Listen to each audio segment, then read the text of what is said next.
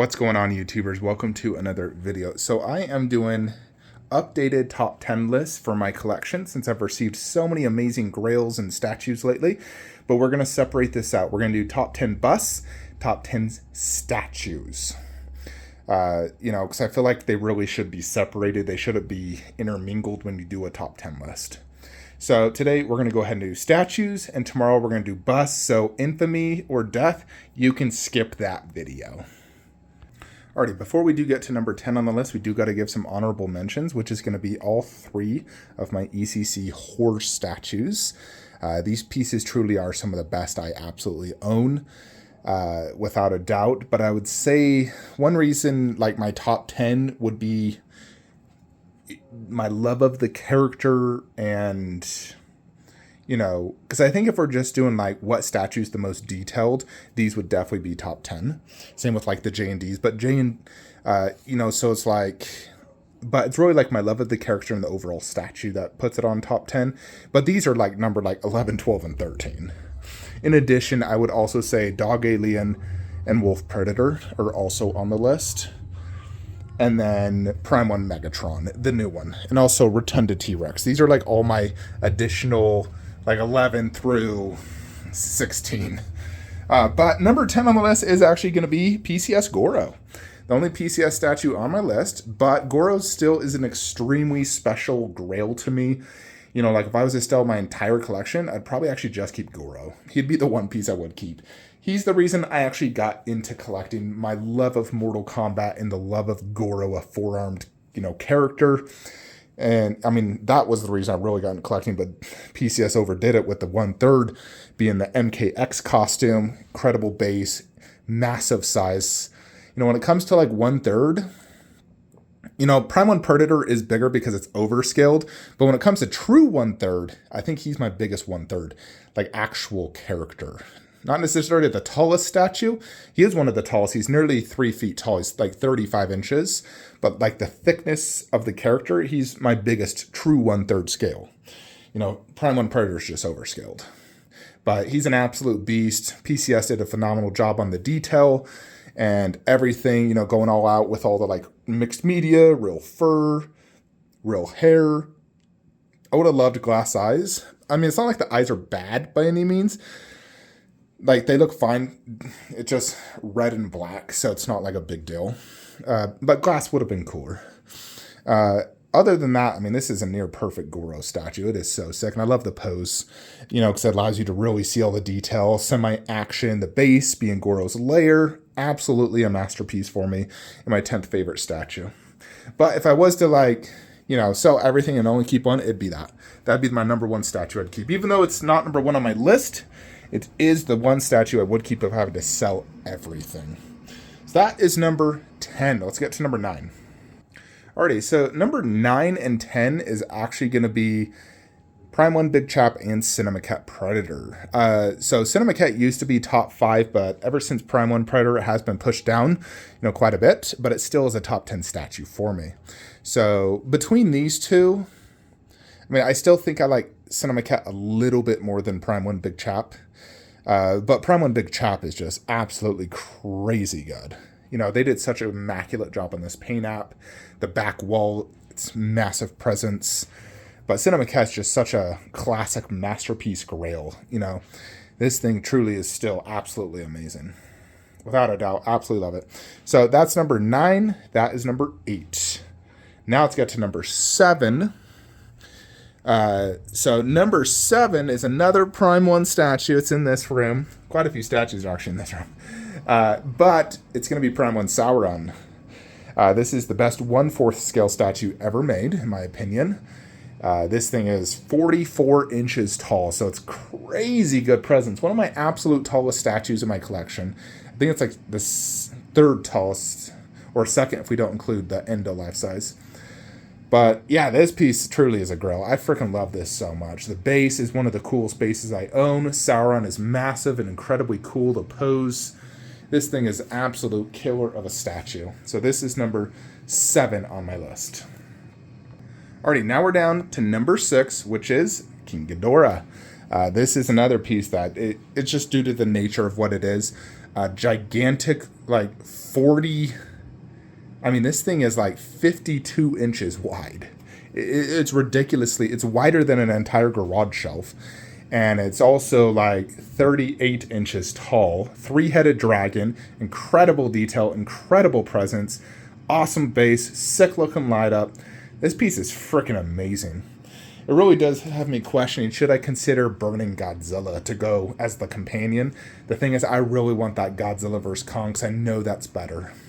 Godzilla vs. Kong, get Kong bust eventually, Mecha, and then it's a perfect monsterverse. But yeah, King Ghidorah, definitely, you know, he's the top 10 for me. He's number 6. Now we're down to the top 5 best statues in my collection. Number 5 is Queen Studios' Hulkbuster. You know, this piece was not a piece I actually pre-ordered. I only ordered it because of Mike.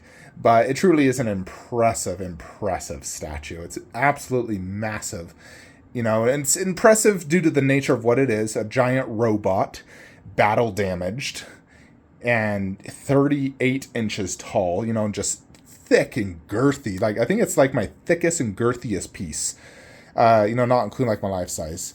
When it comes to statues, this is like my thickest and girthiest just main character, I will say.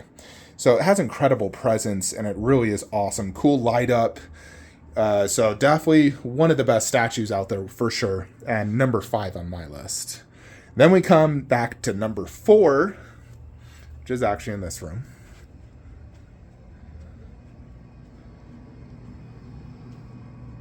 Shockwave. I do like Shockwave more than Hulkbuster due to the nature of him having more intricacy parts. His base is way cooler. Gigantic gun arm. Also has a pretty cool light up.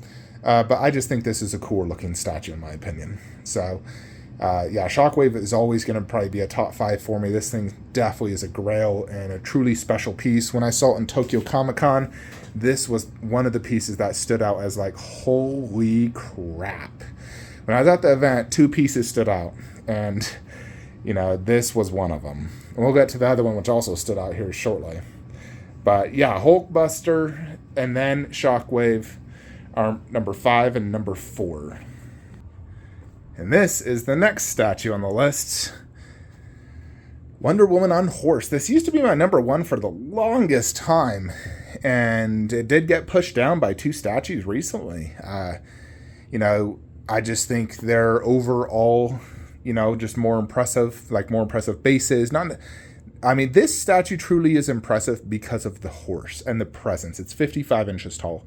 You know, if you remove the horse and just how like Gal Gadot, like that version of her, she would even be in my top 30. Like, don't get me wrong, that's a beautiful sculpt and looks really good. But this statue is truly special because it has a really cool looking massive base and just a gigantic freaking horse with Gal on top with her sword in the air.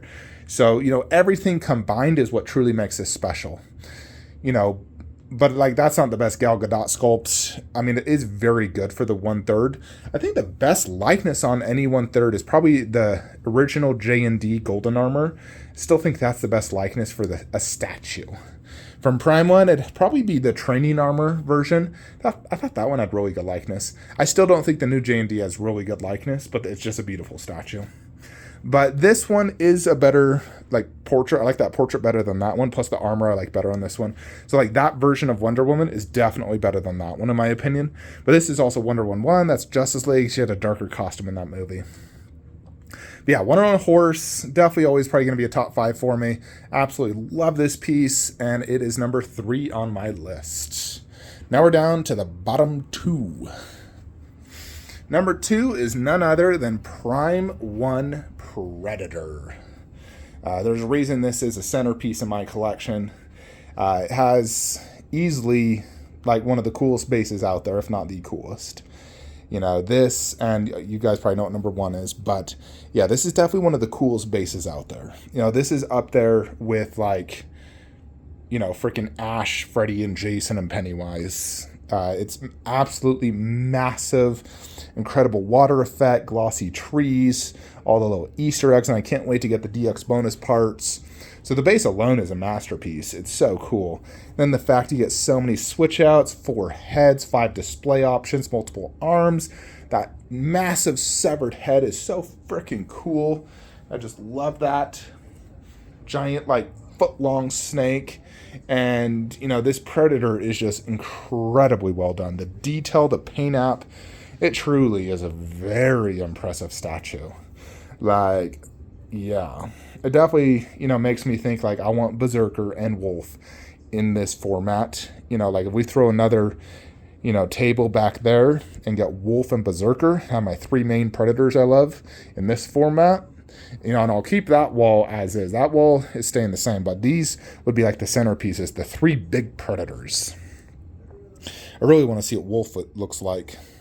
You know, because that one's a reaction post, so I'm fine if it's a museum. But yeah, this is my second favorite statue in my collection. It almost became number 1, but it could not top number 1. Number 1 is a perfect statue. Jetwing Optimus. You know, I absolutely love the Prime 1 Predator base, but I think this base is cooler. It's almost just as big, but just all the little drillers. I mean, you get this and that, all this, all the rocks, the awesome, massive, like 6-inch underbase. You know, a giant freaking back wall thing that Optimus is flying. I mean, a flying Optimus Prime is beyond cool in every possible way. Tons of light ups. You know, he's freaking like 41 inches tall, and he also has the same width. Those wings are just as wide as King Ghidorah. It's like 40-something inches. So the presence is absolutely insane on this piece, and there's so much immaculate little detail throughout the entire piece. You know, so it's just like, you can't beat it. When it comes to detail in a statue, Transformers pretty much the pinnacle of detail. You know, like this and then like a J&D Silicone, in my opinion, are the, you know, pinnacle of detail when it comes to statues.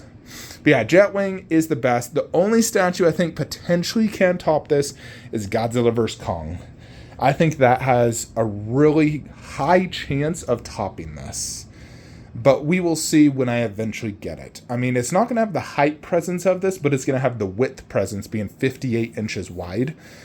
You know, and then there's just going to be so much going on. The fact you get Godzilla and Kong and a massive diorama, and, you know, all of like Hong Kong. So I do think that Godzilla vs. Kong could top this.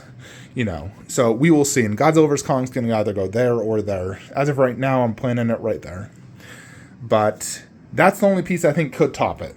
Of all the statues I've ever seen, that's the only one I think can potentially top it. No other statues in PO or anything could top it. No other statues in my pre-order list could become a top 10 either, outside of Godzilla vs. Kong. You know, I don't foresee any of them making the top 10 list.